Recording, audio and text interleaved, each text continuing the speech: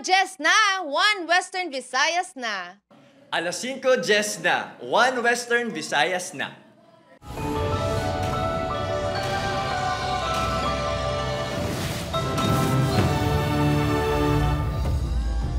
Mga balitang atong tutukan subong nga Miyerkules 23 kakasos ang ginaligar bakla na isang boto sang eleksyon sa Western Visayas ginaimbestigaran sang COMELEC.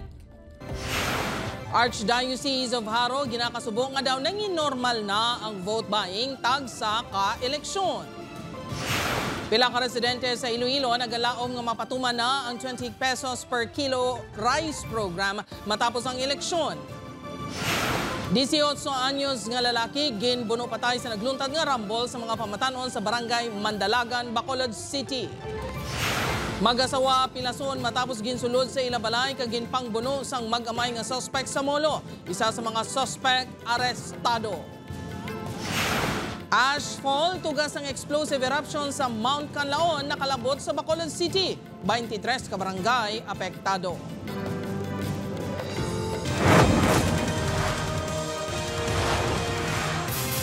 Ini ang GMA Regional TV, 1 Western Visayas. Mayong hapon Western Visayas kag Negros Occidental, pila ka residente sa Iloilo nagalaom nga mapatuman na ang 20 pesos per kilo rice program subong nga natapos na ang eleksyon. Roll-out sang programa ipatigayon kung maaprubahan sang sangguniang panlalawigan ng consignment agreement. Si Zen Kilantang Sasa nakatuto. Subong nga natapos ng eleksyon, ginabantayan sa mga residente ang ginpromisa sang gobyerno nga 20 pesos kada kilo sang bugas. Isa si Nanay Gina ang nagahulat nga makabenepisyo sa programa. Ilabi na nga tuman kamahal ang presyo sang bugas subong. Muna gani ginabantayan namon. Madumduman nga ginpauntat anay sang COMELEC ang rollout sa P20 rice program tungod sa eleksyon.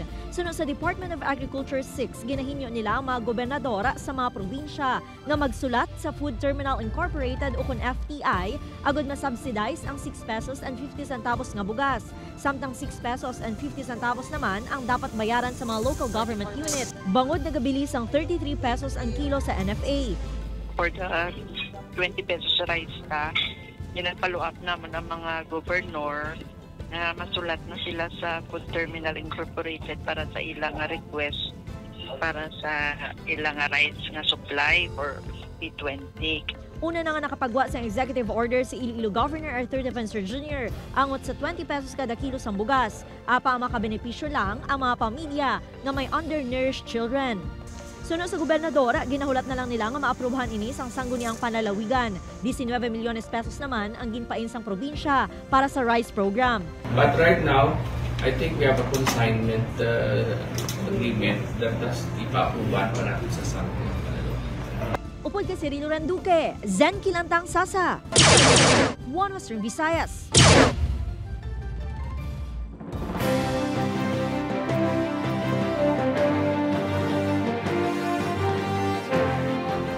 COMELEC 6 nakabaton sa masobra 20 kareklamo sa pagpamakal sang boto sang eleksyon. Kandidato nga nagdaog apang may pending nga disqualification case makapungko pa sa pwesto sunod sa COMELEC. Si Kim Salinas nakatutok live sa Barangay Lopez High na Haro, Iloilo City. Kim?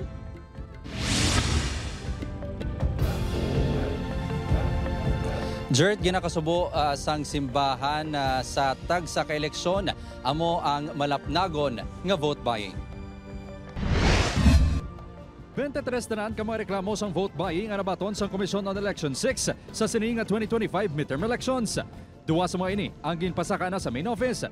5 ang padayon pa nga ginaimbestigaran sa COMELEC 6 kag isa ang ginpadalaan sang show cause order. Ang 15 naman kulang sa ebidensya. Ang iban nga mga complaints nga nabato naton wala naton maaksyonan bangod man kulang gid no kulang sang basihan do aligasyon nang gid lang nga beer nga aligasyon. Wala malakip diri ang ginapahayag vote buying sa Barangay Pandan Dueñas kung saan may isa ka opisyal sang Office of Civil Defense nga naaktuhan sa lugar bangod wala naman sang formal nga reklamo.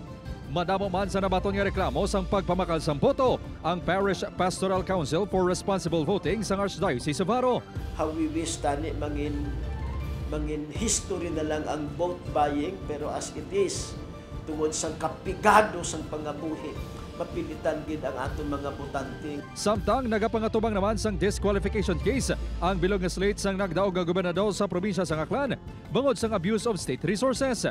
Ginpadalan sang show cause order ang 3 ka SB members ang Dumangas bangod sa ginaligar vote buying. 2 sa mga ini ang nagdaog sang nakaligad nga eleksyon. Suno sa COMELEC 6, mag-assume sa gihapon sa pwesto ang mga ginreklamo samtang wala pa sang pinal nga desisyon. Kung ma-disqualify siya, kung nakapungko na siya, kag mangin final and executory ang decision, then the line of succession will take effect. Halos 100% na sa mga nagdalaog mga kandidato sa Negros Occidental ang naproklamar na sa Provincial COMELEC. Pero antes pa man ang eleksyon, pila ka mareklamo sang vote buying ang nabaton sang komitiba nga kontrabigay. Kalabanan suno sa COMELEC ang nagpadala sa mga laragway bilang ebidensya. Gilayon man ini nga ginases ang National Committee on Vote Buying.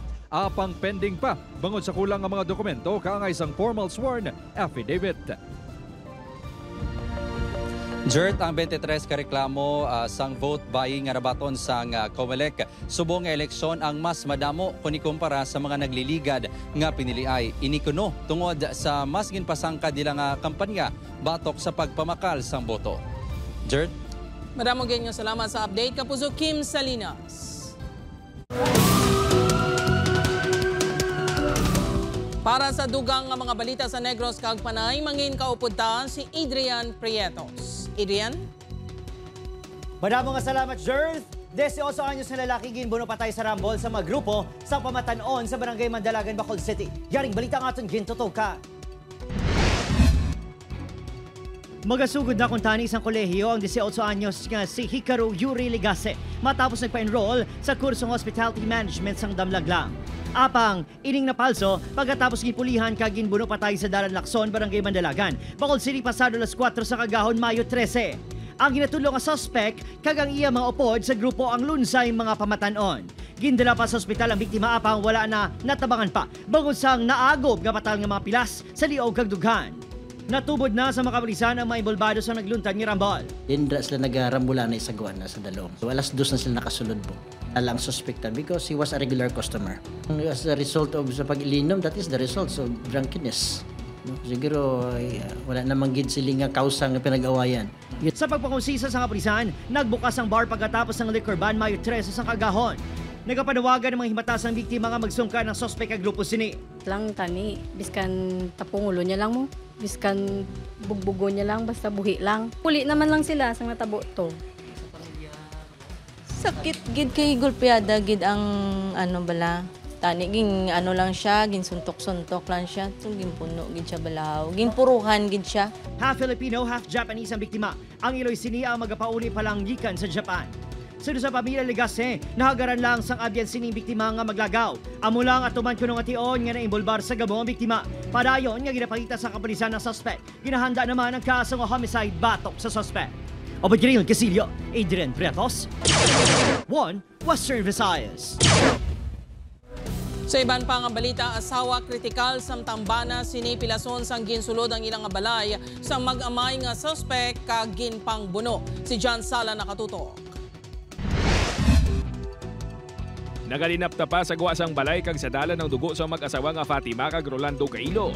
Ang duwagin pangbuno sa sulod mismo sa ilang balay sa Barangay East Baluarte, Molo. Ang mga sospek kasilingan sa mga biktima, ang mag-amay nga Eliseo kag Erwin Zabalate. Suno sa Police Station 4 pasado alas 10 kagabi sang gulpiada nga ginsulod sa mga sospek ang balay sa mga biktima. Si Erwin among nagbuno sa mag-asawa samtang si Eliseo naman ang ginatudlo nag-uyat sa mga ini. Si Rolando ang husband sa iya kamot kag sa iya braso. Bali mga 4 ka pilas. Ang ara pagyapon sa ICU, si Fatima ang asawa, 8 sa likod, may tubang pa nga daw mga pulo. Daan nga hiligot ano na ginasundan nga motibo sa kapulisan. Suno kay Inot, ginaaligar man nga gindumta ni Erwin si Fatima bangod sa pagpati nga ginkuan sinisang video ang sospek samtang nagapatigayon sang pot session. Ang istorya yun sir, mga old grudges nila sir, no? Ang motibo, mga pabati-bati kay ipingay man lang sila balay, ang may conflict gid ang ilang mga bata. Suno sa Barangay Kagawad sa East Baluarte, madugay na nga may away ang pamilya Zabalate kag Cailo. May mga best siguro, balang nga syempre mga kabataan, do ginasaway guro da nila man nga may time mo isa ka tipon-tipon. Nadakpan sa kapulisan si Eliseo samtang nagapabilin nga at large Sherwin. Kaso nga frustrated murder ang posible atubangon sang mag-amay. Gintinguan sa news team ang makuha ang bahay ni Eliseo apang nagpaiwa ini nga maghatag sang pahayag. Lunsay wala naman sang tawo ang balay sang mga sospek kag biktima sang ginpadulungan sang news team. Upod kay Hans Desierto, John Sala. 1 Western Visayas.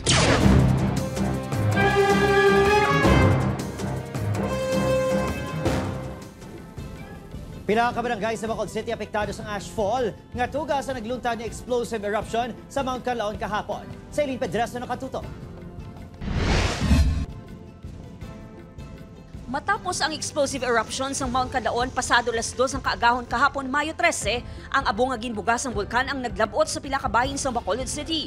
21 ka barangay sa syudad ang apektado sa ashfall. Santo sa report sa Bacolod City Disaster Risk Reduction and Management Office o kung CDRRMO. Manipis nga abo ang nakitaan nga nagtupa sa mga salakyan sa syudad, pati sa mga pamalay. Ang tindera nga si Neneng, masako sa pagpanrapo sa iyang mga baligya. Kadamo, super yung baho. Kapait ng mata ko. Kiti pag ano gitu ya, abo gitu na batyagan ko gid. Nagkabalakan naman ang residente nga si Rosaline sa posible epekto sang abo sa ila ikaayong lawas. Tanan na sa lakyan na nakikita na mo niya puro abo. Kita mo magaputi na bang short na itong may kabataan, may mga apo kuya mo. Wala na nasundan pa ang paglupok sa bulkan. Apang sunod sa Office of the Civil Defense, posible paliwat nga maglupok ang bulkan. Nagmando ang OCD sa mga evacuee nga ipaiway-anay ang pagpauli sa ilang mga balay sa sulod sa 6-kilometer PDZ. Nagapabilin sa Alert Level 3 ang bulkan kag wala man sang rekomendasyon nga ipasaka sa Alert Level 4. Wala kita nang sang i-evacuate. Wala naman ka nagabilin sa 6-kilometer nga extended danger do. Abiso sang health experts nga magsuksok sang face mask kag dikawan ang outdoor activities ilabi na sa mga lugar nga apektado sang ashfall. Upod kay Ruel Bangoy, Eileen Pedreso. 1 Western Visayas. Samtang pila ka mga pasahero masobra 24 oras nga na-stranded sa Iloilo International Airport matapos magkansela sang flights ng pila ka mga airline bangod sa epekto sang paglupok sang Mount Canlaon. Kanselasyon sang flights ginpatuman man sa Bacolod Silay Airport. Si John Sala nakatutok. Wala sang mahimo ang Iloy nga si Cecilia kundi maghulat na lang matapos nga masobra 24 oras na nga na-stranded sa Iloilo International Airport. Mapadulungan ni Kuntani sa Manila para sa kasal sang iya bata.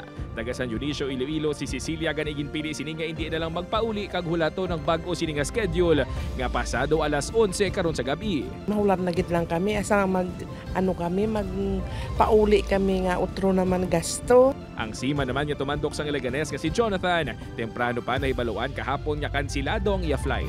Apang tubtub subong, wala pa sang update sa bag-o niya nga schedule. Padulong pa kuntaan ini sa United Kingdom. Nagkatulo ko di kay siling nila chance passenger lang ang ang chance ko. 12 tanan ka mga flights ang nakansila kagabi. Sa diyan 11 ang local flights kay isa naman ang international flight padulong sa Hong Kong. We're all due to Canlaon eruption.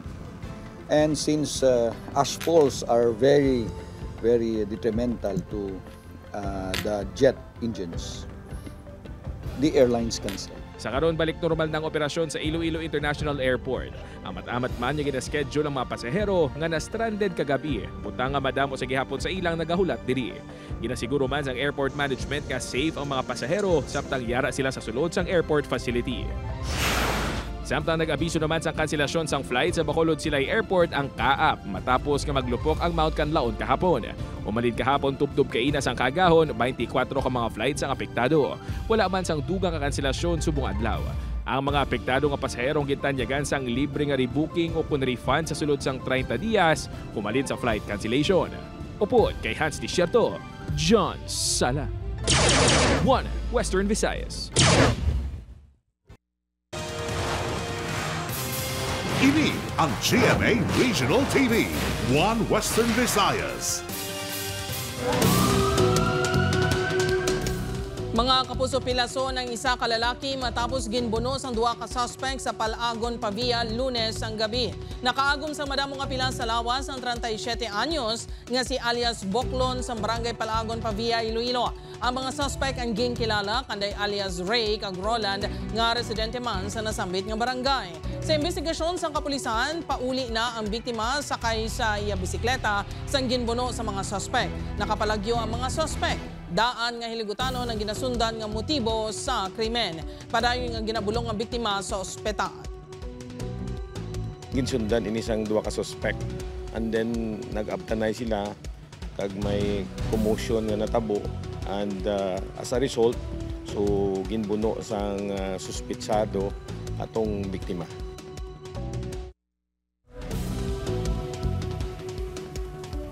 Special Investigation Task Group intukod sa NOC-PPO agad matutukan ang pagpangluthang sa Silay City. Suspect na pasakaan na sang kaso. Siling Pedreso nakatutok. Nagapadayon ang pagpangita sang kapulisan sa dugang nga mga ebidensya agud matumot ang mga kaupdanan sang suspect na sinantad punong barangay Arnie Benedicto sa pagpangluthang sa barangay Mambulak, Silay City, Negros Occidental nga nagresulta sang kabatayon ng Day Albert Salimbot kag Ronnie Piedad. Madumduman nga 7 ka kaupdanan pa sa mga ini ang pilason sa insidente. Gani gintukod sa Negros Occidental Police Provincial Office ang Special Investigation Task Group nga magatutok sa investigasyon. Unti-unti naman meron na tayong mga leads, meron na tayong mga person of interest. Dalawa pa eh. May informations kasi na nakalabas sila prior yung pag-cordon natin doon sa area. Nagapabilin sa kustudiya sa CIDG Negros Occidental ang suspect na voluntaryo nagsungka sa otoridad. Pila ka oras matapos ang pagpaniro.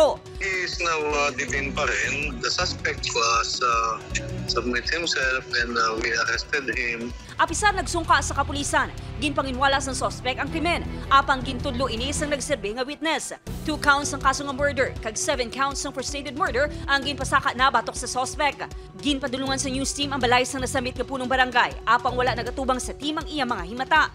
Ginasikaso na sa Silay City Police ang request and commitment order nga isaylo sa ila kustudiya ang suspect matapos gin-file ang kaso.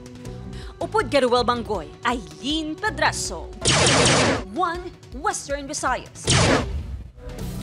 Arestado ang 2 ka lalaki sa ginpatigayon nga drug buy-bust operation sang kapulisan sa barangay Santo Niño Norte, Arevalo sang Mayo 12. Ang mga nadakpan na Musanday alias Rudel kag alias Norberto. Sunod kay Police Captain Ryan Christ Inot, head sang CDEU, ginakabig nga source sang illegal drugs sa barangay si Rudel nga isa ka high-value drug personality sang police. Na-recover ang ginabanta 65 grams ang suspected shabu nga nagabalor sang 442,000 pesos. Samtang si alias Norberto ang natsyempohan nga nagbakal sang suspected shabu kay Rodel suno sa kapulisan.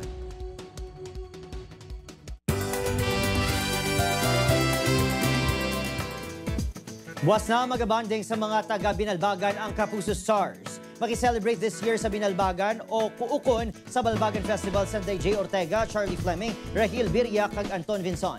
Kita na kita sa Binalbagan Concert Grounds, Negros Occidental. Maghanda na po tayo lahat sa Balbagan Festival. Kita-kits po tayo doon mga kapuso para sa Kapuso Fiesta. May 15 na po yan, 8 p.m. Kaya see you there mga kapuso. Let's enjoy.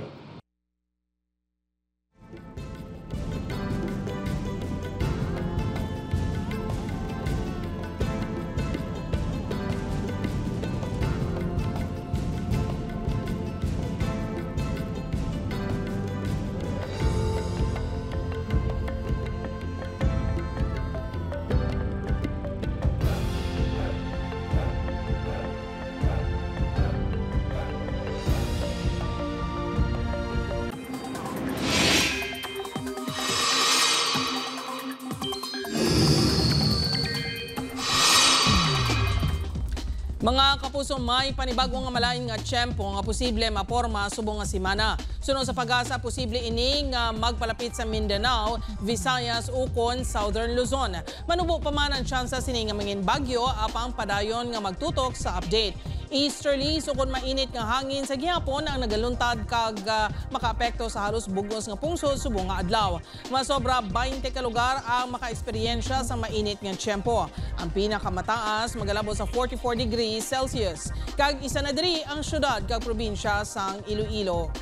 Bisan mainit, may tsansa sa gihapon nga mag-ulan sa hapon o kung gabi. Base sa rainfall forecast sa Metro Weather, may tsansa sang lapta-lapta nga pag-ulan sa Aklan, Antique kag Negros Island Region. Ini ang GMA Regional TV, One Western Visayas.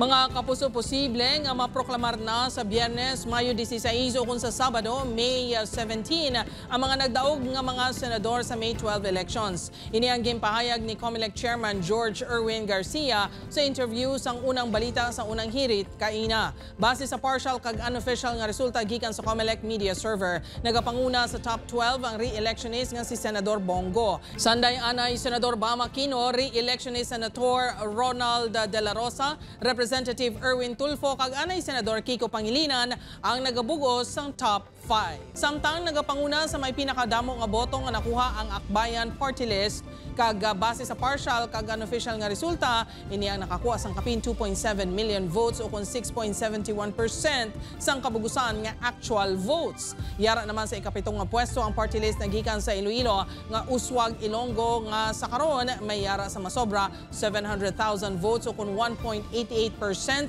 sang actual votes sa eleksyon. Sa iban pang balita, madasing nga pagtaas ang tubig baha kung magulan sa Iloilo City, ginalauman sa mga residente nga masolusyonan sang mga bago nga lider. Ini ang gintutukan ni Kim Salinas. Nagalutaw nga gamit sa sulod sang balay, kag lapaw sa tuhod nga baha ang naeksperiensyahan sa mga pumuluyo sa siyudad sang Iloilo sang Sabado, Mayo 10 sang gulpiyada nga magbubo ang mamunog nga ulan. Suno sa pila ka residente sang Barangay MacArthur sa La Paz, ini ang masamin nila na eksperyensyahan basta magmunog ang ulan. Gani sa pagproklamar sa mga bagong lideres sang syudad kahapon, ini nga problema ang ginalauman sa mga residente nga masolusyonan na. Tanan-tanan nga drainage dati anon man lantaw man nila. Kung anong ginambala nila, tumanon man nila basulabiyon gina nilang pumuluyo. Suno sa Iloilo City General Services Office, magluwas sa basura. Isa sa natubod mayon nga rason sa madasig nga pagtaas ang tubig baha, amo ang pagbara sa drainage sang langis kag grasa halin sa mga ambulant vendors. Suno sa GSO, 4 na ambulant vendors ang ginisyuan sang citation ticket humalin sang Enero sa paglapas sa anti-littering ordinance. Ang aton task force kag enforcers gin-advise tanani sa mga identified nga areas. Kung may oil and grease, maklag man ang aton drainage system. Regular ang declogging activities ng GSO kaupod sa Iloilo City Engineer's Office. Suno naman sa CEO, bastante sila sa tinao kag equipment para sa declogging apang panghangkat sa ila ang mga kanal nga hindi korektado sa dalagko nga drainage system. Isagid nga cause nga nagatiner ang tubig sa babaw sang karsada tungod nga ang aton nga existing nga mga drainage wala matap sa dalagko nga mga drainage. Upod kay Romel Porquia, Kim Salinas, One Western Visayas. Duha ka persona pilason matapos makuryente sa separadong insidente sa Bacolod City. Yaring balita nga aton gintutuka. Sa siling nga video, makita nga nagakabit ang panday nga si Marlon Magsael, 45 anyos, sa ikaduha nga panalgan sa ginatukod niya establishmento sa Dalan Camiroli, Barangay 35, Bacolod City, Mayo 13 sang hapon. Nagsabit ang short sini sa Makabilya. Aksidente nga natandog sining live wire. Hindi rehistradong electrician ang biktima. Sala mo sa pagtakod, kaya ang natakdan nila sang host nga ground lang niya. Pero ang live yara sa babaw. Pagtindog ya, naigo ya sa likod ang live nga kuryente. Sa Bacolod City BFP nga nagresponder sa lugar, 45% sang lawas ng biktima ang nakaagom sang first kag second degree burn. Isa pa kalalaki ang nakuryente sa amuman nga barangay pasado 2:00 subong nga hapon. Kinapahayag nga matakod sang wifi connection ang biktima nga si John Ramil Aligado. Apang nasagaid sining live wire, buta nga nagtabog ini. Gilayon ini nga gindala sa ospital. Palapaw ya muna sa kuryente dao. Diway naglapaw, ginbotong ya mo to naglupok sa babaw. Ginaboy na sa sigan. Ginpakamaayo sa mga residente nga butangan sang baral, ang bahin sang purok malipayon kag mapinalanggaon. Bagod may nagalaylay nga live wire sang kuryente. Opo, Kiril Casillo, Adrian Priatos, One Western Visayas.